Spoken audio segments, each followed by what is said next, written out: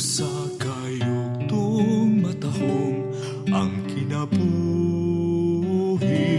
ang mga luha ug ang mga kasakit, mga salimbong lang kini padulong sa langit. Sudbo nga ang kinabuhi mo karon, tanang kaduluman sa mga nanglabay panahon. Apalhipaw nga, ikaw wala pasagdi. Ang Diyos nagdapit ka nato, pasunod sa iyang kahayag.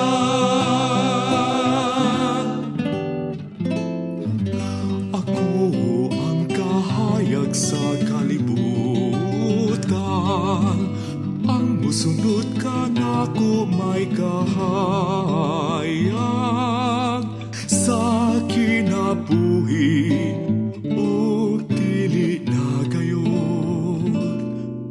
Magalakaw sa kangit-ngit, sulunga ang kinabuhi mo karon, tanang kaduluman sa mga nanglabay panahon. Apalhibaw nga, ikaw wala pasagdi.